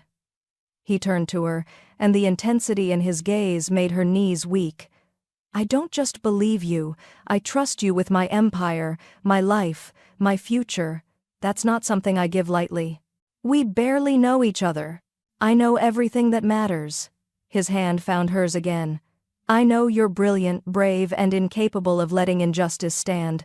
I know you see patterns everyone else misses. I know you saved me twice in one day. And I know... His voice dropped to something rough and honest. I know I don't want to let you go. The elevator doors opened, but neither of them moved. Joan's phone buzzed, breaking the moment. She glanced at it reflexively, then froze. Unknown number. New message. The documents are just the beginning. If you want to know what Raffaele really planned, meet me at the East River Pier at midnight. Come alone, or Gabriele dies. Below the text was a photograph. Gabriele's main office, taken from inside, showing details only someone with access could have captured. Someone in his organization was still working against them, and they had Joan exactly where they wanted her. Joan stared at the photograph on her phone. Gabriele's office captured in crystal clarity, showing the antique desk, the wall safe, even the personal family photo he kept turned away from visitors. Whoever took this had intimate access. Joan? Gabriele's voice pulled her back. What's wrong? She should tell him, should show him the message immediately and let him handle it with his security team and tactical planning. Instead, Joan heard herself say, Nothing. Just my mother checking in again. The lie tasted like ash, but the message had been clear. Come alone, or Gabriele dies. Show me. Gabriella reached for her phone, and Joan's heart nearly stopped. She pulled back reflexively. It's just she's worried. I'll call her later. Joan forced a smile that felt like cracking glass. Can I see that guest suite now? I'm exhausted. Suspicion flickered across Gabriele's face, but he nodded slowly. This way. He led her down a hallway lined with understated art originals, Joan realized with distant surprise, not prints. The guest suite was more luxurious than her entire apartment, floor-to-ceiling windows overlooking the city, a bed that could sleep 4, and a bathroom with marble that probably cost more than her student debt. "Everything you need should be here," Gabriella said, lingering in the doorway. "If not, there's an intercom. Press 9 for the kitchen, 7 for security, 1 for—" He paused. "1 reaches me directly." "Got it." Joan set her phone face down on the nightstand, hyper-aware of the ticking clock. It was just past 9. She had 3 hours to figure out how to get to the East River Pier without Gabriele or his security knowing. Impossible. Completely impossible. Gabriella moved closer, and Joan's breath caught as he reached up to cup her face with both hands, a gesture so tender it made her chest ache. "Whatever you're thinking about doing," he said quietly, "don't." "I'm thinking about sleeping." "You're thinking about that message you just received." His thumb traced her cheekbone. "I can see it in your eyes. Someone threatened you, and now you're calculating whether you can handle it alone." Joan's throat tightened. "I don't know what you're—" "Joan." Just her name, but it carried weight. "Trust me." She wanted to. God, she wanted to trust him with everything, the message, the threat, the photograph that proved his inner circle was compromised. But the words echoed in her mind. "Come alone, or Gabriele dies." "I do trust you," Joan said, and it wasn't entirely a lie. "I'm just processing everything. It's been a very long day of nearly dying." Gabriele studied her for a long moment, then kissed her forehead, a brief, devastating touch that made something in Joan's chest crack open. "Get some rest. We'll deal with everything else tomorrow." He left, closing the door softly behind him. Joan counted to 60, then pulled out her phone with shaking hands. The message was still there. The photograph still proof of infiltration. Midnight at the East River Pier. 90 minutes away. She opened her phone's notepad and started typing a detailed explanation of everything, just in case. If this went wrong, if she didn't come back, at least Gabriella would know why she'd made this choice. "I'm sorry. Someone in your organization is still working against you, and they threatened to kill you if I didn't come alone. The photograph shows your private office details only an insider would have. I couldn't risk your life. I know this is stupid, but I don't see another choice. The meeting is at the East River Pier at midnight. If I'm not back by 1 a.m., assume the worst. Joan." She saved it as a draft, set to send automatically at 12:30 a.m. Then she examined the suite's windows. They didn't open security feature probably, but there was a balcony accessible through the living area. Joan changed into the darkest clothes she could find in the provided wardrobe, black jeans and a navy sweater that were close enough to tactical wear if she squinted. Then she waited, watching the clock tick toward 11. At 11:15, she crept out of the guest suite. The apartment was quiet. Gabriele had probably retreated to his own space, and the security team was focused on external threats, not internal movement. Joan made it to the balcony, her heart hammering. 12 floors up. No fire escape, no obvious way down except— She looked at the neighboring building, close enough that the balconies were only about 6 feet apart. "This is insane," Joan whispered to herself. "You're a data analyst, not a parkour expert." But Gabriela's life was on the line. Joan climbed onto the balcony railing, her hands slick with sweat despite the cool night air. The gap looked wider from up here, maybe 7 feet, maybe 8. If she missed— Don't think about missing. She jumped. For one terrifying moment, she was airborne, nothing but 12 stories of empty space below her. Then her hands caught the opposite railing, the impact jarring her shoulders. Joan hauled herself over, collapsing onto the neighbor's balcony with a grace that could generously be described as "didn't die." "Okay," she panted. "Okay. That happened." The neighboring apartment was dark, empty. Joan picked the balcony door lock with a hairpin, a skill she'd learned from a YouTube video during a particularly boring study break and never thought she'd actually use. 20 minutes later, she was on the street, hailing a taxi that smelled like pine air freshener and regret. "East River Pier," she told the driver, then added, "And maybe circle the block once before dropping me off." The driver eyed her in the mirror. "You okay, miss?" "Peachy," Joan lied. "Just being cautious." The pier was dark when she arrived. Industrial. Abandoned. The kind of place where bad things happened in crime procedurals. Water lapped against rotting posts, and somewhere in the distance, a ship's horn echoed mournfully. Joan checked her phone. 11:57 p.m. She was early. Footsteps echoed behind her, and Joan spun around, her hand instinctively reaching for a weapon she didn't have. A figure emerged from the shadows, not a Serpente's enforcer, not Raffaele's associate, but someone Joan recognized from La Sera. Antonio, one of Gabrielle's senior managers. Mid-40s, competent, trusted. A traitor. "Miss Carson," Antonio said with a smile that didn't reach his eyes. "Thank you for coming alone." "You're the mole." Joan's mind raced through implications. "You took that photograph. You've been feeding information to Raffaele." "For 3 years," Antonio confirmed almost proudly. "Gabriele trusts too easily. It made infiltration remarkably simple." "What do you want?" "What I've always wanted. Control. Power. A seat at the table instead of standing behind it." Antonio pulled out a tablet similar to the one Dante had used. "Raffaele's contingency plan wasn't just about framing you, it was about replacing Gabriele entirely. A quiet coup, using legal mechanisms, fabricated evidence, and internal support. Support from you. And others. Gabriele's inner circle is more fractured than he realizes." Antonio tapped the tablet. "But you've become a problem. Your pattern recognition, your ability to spot inconsistencies, you're too dangerous to leave alive." Joan's stomach dropped. "You're going to kill me! Eventually. First, you're going to help me access Gabriele's personal accounts, the ones even Raffaele couldn't reach." Antonio smiled. "Your gift for numbers makes you valuable. For now. And if I refuse?" Antonio pulled out a phone, showing Joan a live video feed. Her apartment. Her mother, visible through the window washing dishes in the kitchen. "Then your mother has a very unfortunate accident," Antonio said calmly. "Your choice, Miss Carson. Cooperate, and she lives. Refuse, and you watch her die." Joan's vision tunneled. This wasn't about Gabriele anymore. This was about her mother, the woman who'd worked 2 jobs to help pay for Joan's education, who'd never asked for anything except her daughter's happiness. "How do I know you'll keep your word?"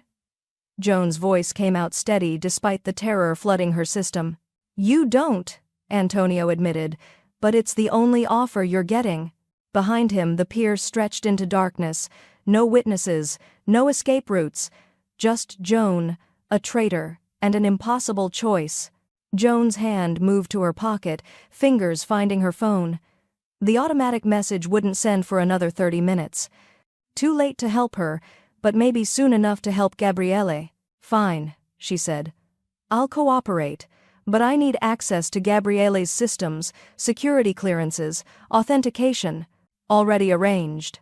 Antonio gestured toward a car waiting in the darkness. "We're going back to his building. You'll use your guest access to get us into his private office.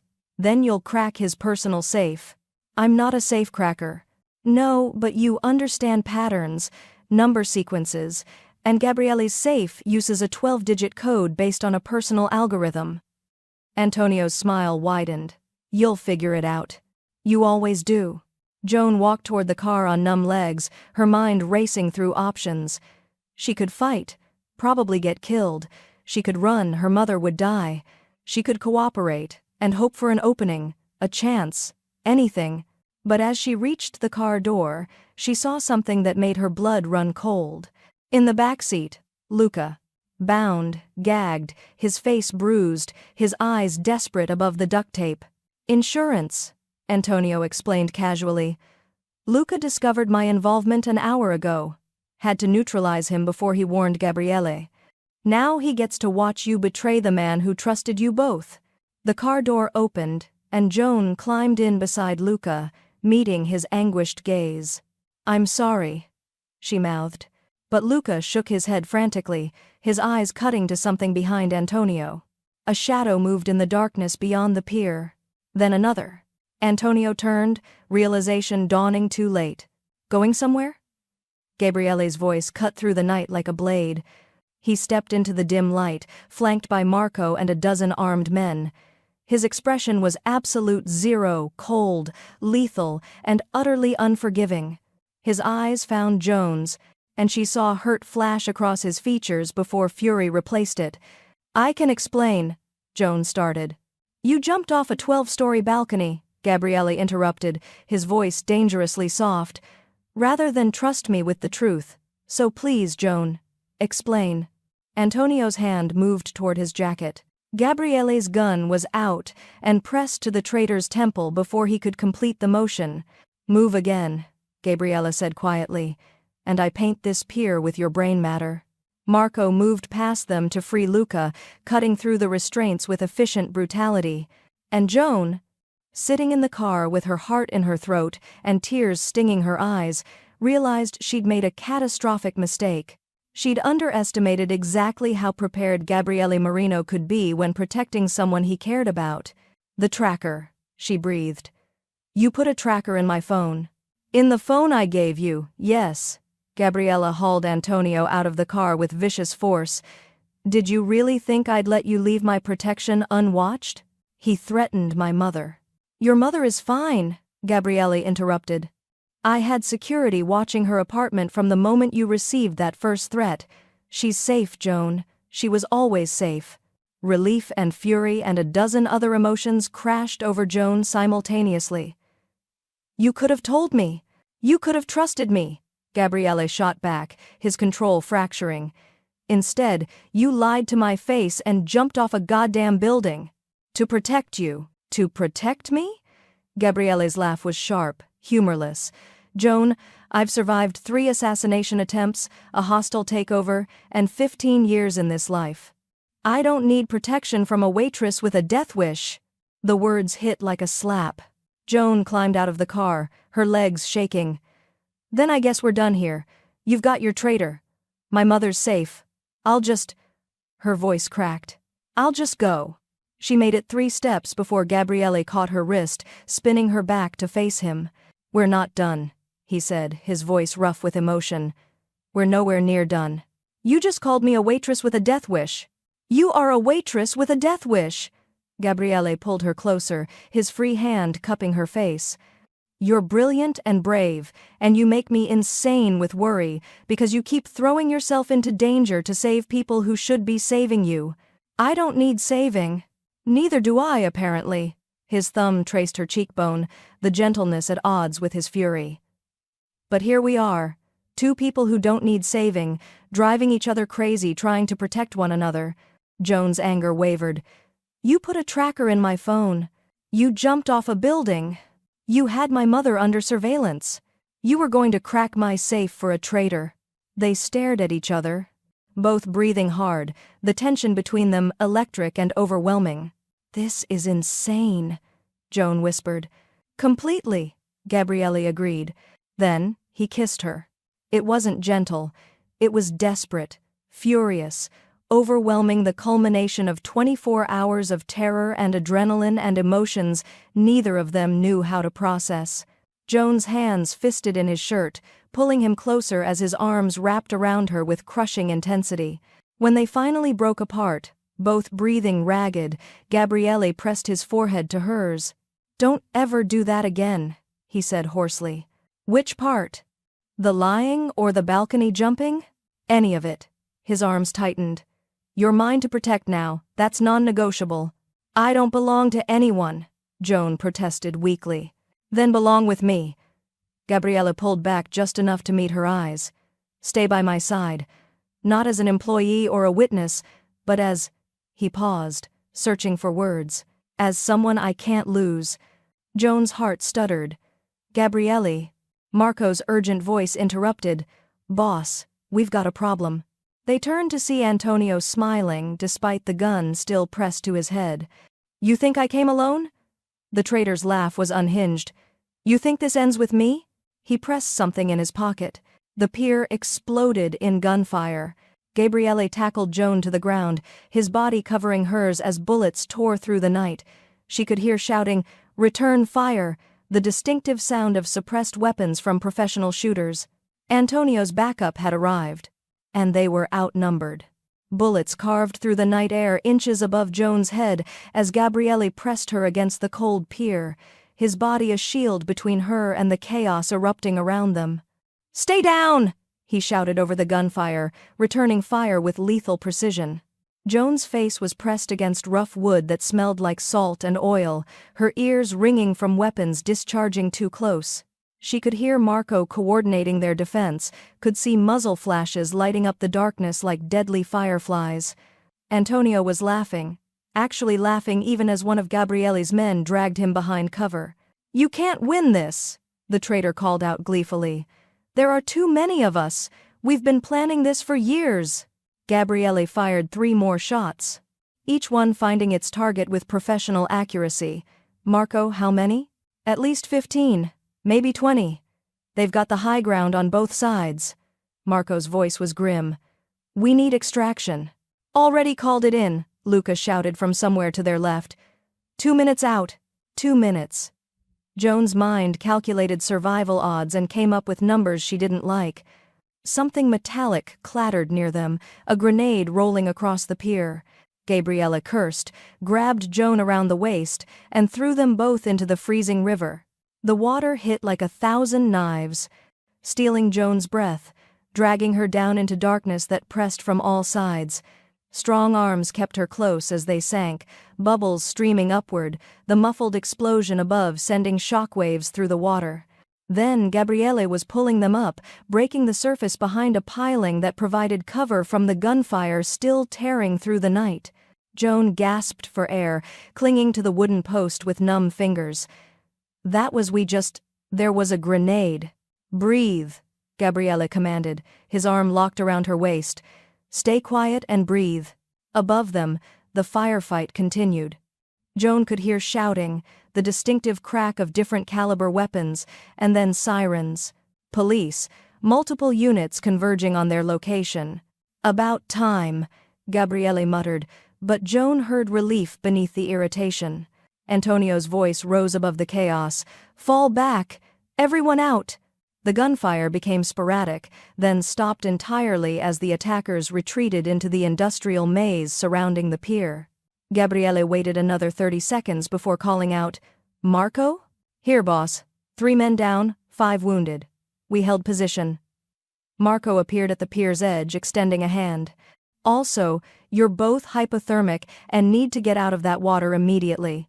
Gabriele boosted Joan up first, and hands pulled her onto the pier where she collapsed, shaking violently from cold and adrenaline.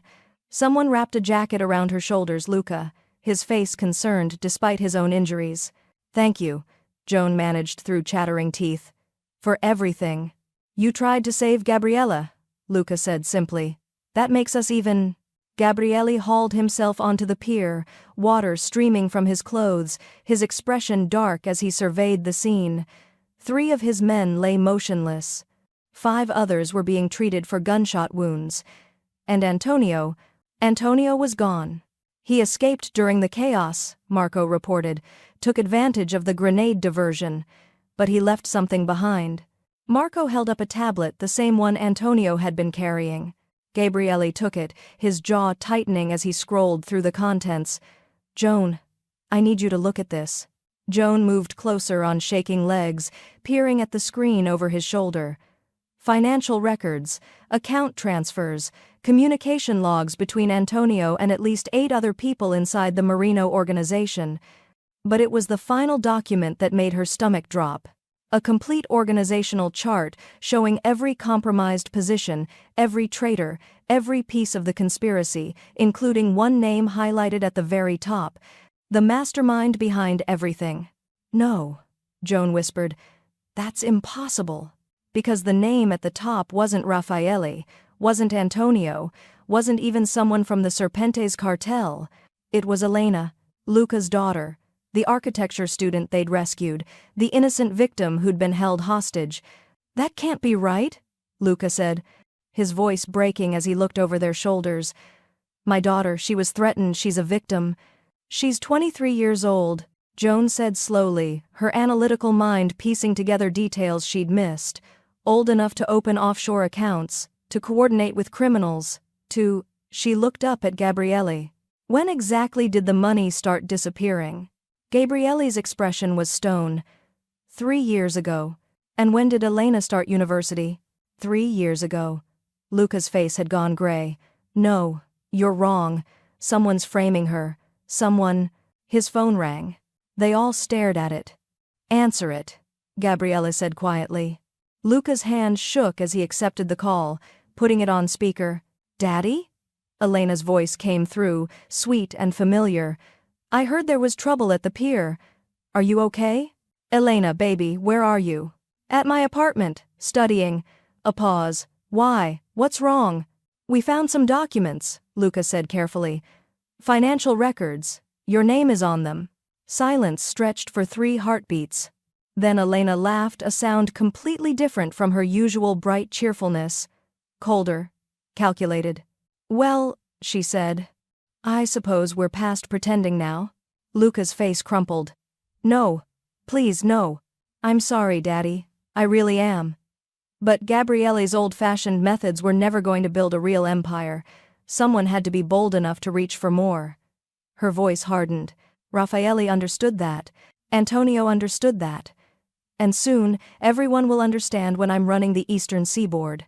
You're 23, Joan said, unable to help herself. You're in architecture school. I'm 23 and smarter than everyone who underestimated me because I smile sweetly and pretend to care about building designs. Elena's laugh was bitter. Do you know how easy it was? How simple it was to manipulate my own father? To play the victim while orchestrating everything behind the scenes? The hostage situation, Gabriella said, that was staged. Obviously. I needed Daddy compromised and desperate, needed him to push you toward signing that first treaty. You were supposed to destroy each other while I consolidated power. A sigh. But then that waitress had to notice things she shouldn't have. Joan felt Gabrielle's hand find hers, squeezing gently. Elena, Luca's voice broke. Please, come home. We'll fix this. Whatever happened, whatever made you do this, we can. There's nothing to fix, Daddy. I'm not broken. I'm just better than you realized. Another pause. Goodbye. I'll send flowers to your funeral. The call ended. Luca collapsed to his knees, his anguished sob echoing across the pier. Joan looked at Gabriele, saw fury and calculation warring in his expression. She's running. She is, Gabriella agreed. But not fast enough. Marco, pull every security feed in the city. Find her. I want Elena Moretti in custody within the hour. On it. Marco was already coordinating with his team. Police were swarming the pier now, federal agents close behind. Agent Morrison approached, his expression grim but unsurprised. Marino, he greeted. Convenient timing with the extraction call. Almost like you knew this was coming. I knew someone had compromised my organization, Gabriella replied evenly. I didn't know who until tonight. Now I do, and I'm sharing that information willingly. Elena Moretti is your target.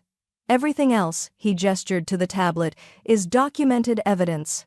Morrison examined the device, his eyebrows rising. This is remarkably organized for criminal conspiracy records. Elena was always detail-oriented, Luca said hoarsely, still kneeling on the pier. Even as a child, everything had to be perfect. Joan felt sympathy pierce through her exhaustion. Luca had been manipulated by his own daughter, betrayed by the person he'd tried desperately to protect. I'm sorry, she said quietly, crouching beside him. I know it doesn't help, but I'm sorry. Luca looked at her with red-rimmed eyes. You saved Gabriele. Twice. That's more than I ever did. You saved him tonight, Joan corrected gently. When it mattered most. Gabriele pulled Joan to her feet, his arms secure around her waist. We're going to the hospital. Both of you. Marco can coordinate the search. I'm fine, Joan started. You jumped into a freezing river after being shot at, Gabriele interrupted. You're going to the hospital, and then you're going somewhere with actual security where Elena can't reach you. Where's that? His smile was grim. With me. Always. Morrison cleared his throat. Before you two disappear into protective custody, I need Miss Carson's statement about. Marco's phone rang, cutting him off. He answered, listened.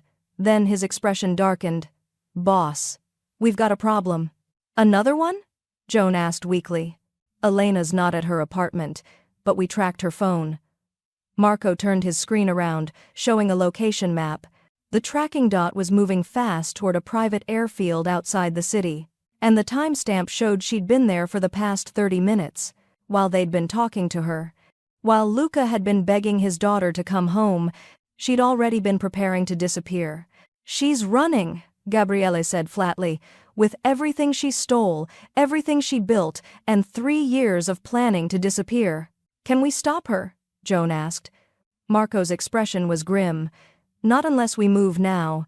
She's got a 15-minute head start, and private jets don't require the same security protocols as commercial flights." Gabriele turned to Morrison. "I need your badge and your authority to ground all flights from that airfield. I can't just—" "Elena Moretti is about to flee the country with evidence of criminal conspiracies spanning 3 states, Gabriele interrupted. "Your badge, Agent Morrison, now." Morrison stared at him for a long moment, then handed over his credentials. "If this goes wrong, it won't." Gabriele was already moving toward the vehicles, pulling Joan with him. "Because we're ending this tonight." They piled into cars, sirens screaming as they raced toward the airfield. And Joan, soaking wet and exhausted and terrified, held tight to Gabriele's hand and prayed they wouldn't be too late. But when they arrived at the airfield 15 minutes later, the runway was empty. The private jet was gone. And Elena Moretti had vanished into the night sky, taking Gabriele's empire with her. The empty runway stretched before them like a taunt, smooth asphalt gleaming under floodlights, tire marks still fresh where Elena's jet had departed minutes earlier. Joan stood beside Gabriele, both of them dripping river water onto the tarmac, watching the distant navigation lights disappear into the night sky. Behind them, federal agents swarmed the airfield, but everyone knew the truth. Elena Moretti was gone. "Boss," Marco said quietly, approaching with a tablet. "Flight plan shows she's headed to the Cayman Islands. No extradition treaty. By the time we get legal authorization to pursue, she'll have vanished into a dozen shell corporations." Gabriele's expression was carved from ice. "How much did she take, according to the final accounting?" Marco's jaw tightened. $42 million in liquid assets. Another $60 million in property deeds, business holdings, and leverage over legitimate operations. She didn't just steal from you, she dismantled the infrastructure. Joan felt Gabriele's hand tighten around hers. The only outward sign of the fury she knew was burning beneath his control. "So, that's it?" Luca's voice was hollow as he joined them, his face aged a decade in the past hour. "My daughter destroys everything, and she just flies away?" "No," Gabriele said quietly, dangerously. "She flies away for now." But Elena made one critical mistake. "What's that?" Joan asked. Gabriele turned to her, and despite everything, the exhaustion, the betrayal, the staggering losses, his smile held something fierce and certain. "She underestimated what I'm willing to rebuild, and who I'm building it with." Agent Morrison approached, his credentials returned, his expression sympathetic. "We'll pursue every legal avenue, Marino. But realistically, Elena planned her exit too well. She's been moving assets for months, creating false trails, establishing backup identities. Even if we find her, prosecution will take years." "I'm not interested in prosecution," Gabriele replied. "I'm interested in recovery. And rebuilding." Morrison studied him carefully. "Stay on the right side of the law, whatever you're planning." "Will be completely legitimate," Gabriele assured him. "Starting now, the Marino organization operates clean. No more shadows, no more vulnerabilities someone can exploit." "Boss," Marco interrupted, his voice urgent. "You need to see this." He pulled up security footage on his tablet, not from the airfield, but from Elena's apartment, time-stamped 30 minutes before her call to Luca. The video showed Elena methodically packing, but she wasn't alone. Someone was helping her, a figure whose face the camera caught in profile, Antonio. He didn't escape during the firefight, Joan realized. He was never at the pier, That was a decoy, someone wearing his jacket, his build. The real Antonio was helping Elena prepare her exit. Which means the tablet we recovered, Gabriella said slowly, was planted. She wanted us to find it, wanted us to think we'd uncovered everything while she escaped with the real leverage. Marco's expression was grim. There's more. I pulled financial records from the past 6 hours. Elena didn't just take liquid assets she borrowed against every property, every holding, every piece of collateral the Marino family owns. You're not just missing $100 million, boss. You're leveraged into debt that'll take decades to repay. The weight of that statement settled over them like concrete. Gabriella had lost everything. Not just money, but reputation, infrastructure, the foundation his family had built over 3 generations. Joan watched his face, waiting for the explosion of rage or despair. Instead, Gabriele laughed, a genuine sound that made everyone turn in surprise. She's brilliant, he said with something that might have been admiration beneath the fury. Absolutely, terrifyingly brilliant. I trained my people too well. This isn't funny, Luca said hoarsely. My daughter just destroyed you. She destroyed us all. She tried, Gabriele corrected, but she made one assumption that will be her downfall. What assumption? Morrison asked. Gabriele turned to Joan, his dark eyes holding hers with an intensity that made her pulse race. That I measure my empire in money and property. That losing assets means losing power. His hand came up to cup her face with devastating tenderness. But my real power was always in seeing what others miss, in finding the right people, in building something that matters beyond bank accounts. Joan's throat tightened. Gabriele. Elena took everything she could carry, he continued, his voice steady with conviction. But she couldn't take my connections, my relationships, the loyalty I've earned over 15 years. She couldn't take the legitimate businesses that operate under my protection. And she definitely couldn't take you. I'm just a waitress who got lucky twice, Joan protested weakly. You're the person who saved my empire before I even knew it needed saving. Gabriele's thumb traced her cheekbone. You're brilliant, fearless, and you see patterns everyone else misses. Elena planned for years to take me down. You stopped her in 24 hours. So tell me, Joan Carson, who's really more valuable? Joan felt tears sting her eyes, exhaustion, relief, and something else she wasn't ready to name. We're standing on an empty runway. Your organization is in ruins. I don't understand how you can be so calm. Because I've been here before, Gabriele said simply. When my father died, I inherited a fractured family and enemies circling like sharks.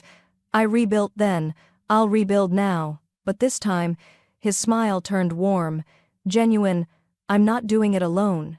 He released Joan's face, turning to address the assembled group, Marco, Luca, Morrison, the remaining loyal soldiers who'd fought beside them. Elena thinks she won, Gabriella announced, his voice carrying across the tarmac with commanding force. She thinks destroying the Marino family financially means destroying it completely. She's wrong. Starting tomorrow, we restructure everything, legitimate operations only, clean books, full cooperation with federal oversight. We rebuild the right way. That'll take years, Marco pointed out, and you're starting from negative assets. Then we start from negative assets, Gabriele replied. I'd rather build something real than maintain something corrupt. Morrison's expression shifted to something approaching respect. If you're serious about going legitimate, the FBI could use someone with your organizational skills. Consulting basis, help us understand how criminal enterprises operate from the inside. In exchange for protection for your people, immunity for past activities under specific circumstances, and, Morrison glanced at Joan, security for civilians who get caught in the crossfire. Gabriele considered this, then nodded once. I'll want everything in writing, full legal protections, and Joan's safety is non-negotiable. Agreed. Morrison extended his hand. They shook, sealing an alliance that would have been impossible 24 hours earlier. Luca approached Gabriele, his shoulders bowed under the weight of his daughter's betrayal. I failed you. I should have seen, should have known. You loved your daughter, Gabriele interrupted gently. That's not a failure. That's being human. His hand gripped Luca's shoulder. We'll find her, not for revenge, for accountability. Elena needs to answer for what she's done. But that's a long game. Right now, we survive, we rebuild, we remember who we are. Joan watched this moment of compassion, seeing beneath Gabriele's dangerous exterior to the man who valued loyalty and understood pain. So what happens now? She asked quietly. Gabriele turned back to her, and his smile held promise and challenge in equal measure. Now? We go back to La Sera. You quit your waitressing job properly this time, no disappearing mid-shift. Then, you move into my building, accept a position as my financial analyst and strategic consultant, and help me build something that Elena could never touch. That's presumptuous, Joan said, but she couldn't suppress her smile. What if I don't want to work for you? Then, work with me. Gabriele moved closer, his presence overwhelming in the best way. Not as an employee. As a partner. Someone who challenges me, questions me, keeps me honest. His voice dropped to something intimate despite their audience. Someone I trust with everything I'm about to become. Joan's analytical mind raced through implications, the danger, the complications, the absolute insanity of tying herself to a man whose life was measured in gunfights and federal investigations. Then she thought about the past day. About noticing what no one else saw, about mattering in ways she'd never imagined, about standing beside someone powerful and being treated as an equal. I want full access to all financial records, Joan said, complete transparency, and if I find anything that doesn't add up, I get to call it out without consequences. Agreed. And I'm not jumping off any more balconies. Strongly agreed. And you never ever put a tracker in my phone without telling me first.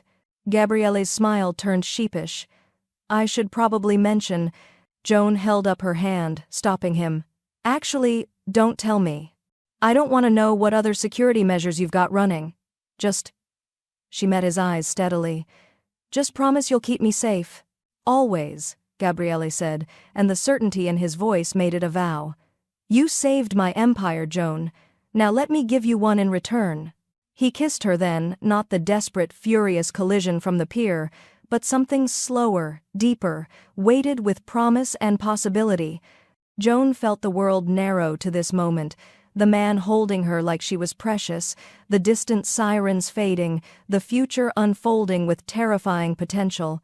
When they finally broke apart, Marco was pointedly studying his phone, Luca was wiping his eyes, and Morrison looked almost amused. If you're done making life-altering decisions on my crime scene, the agent said dryly, we have paperwork to complete. Joan laughed, the sound bright and unexpected after everything. Is this my life now? Kissing mafia bosses on FBI crime scenes?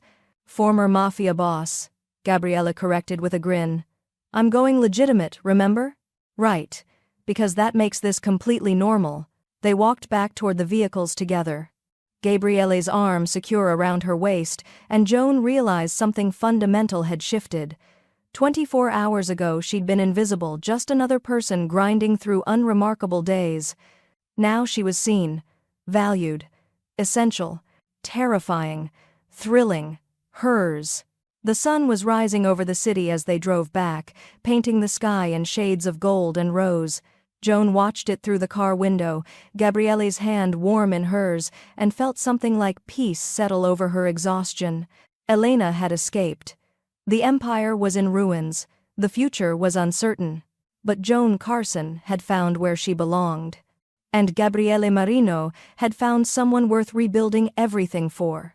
2 months later, Joan stood in the reconstructed Marino offices, legitimate, legal, and completely above board, reviewing financial statements that actually made sense for the first time in years. Her phone buzzed with a message from an unknown number. Enjoying my leftovers? Don't get too comfortable. Joan smiled, forwarding the message to Morrison and Gabriele simultaneously.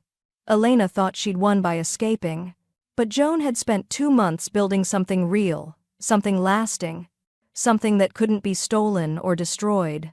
And when Elena eventually surfaced, and she would, because people like that always got overconfident, Joan would be ready. With numbers. With evidence. With Gabriele by her side. She saved the financial report, closed her laptop, and walked into Gabriele's office where he was reviewing legitimate business contracts with actual lawyers. "Elena messaged," Joan said without preamble.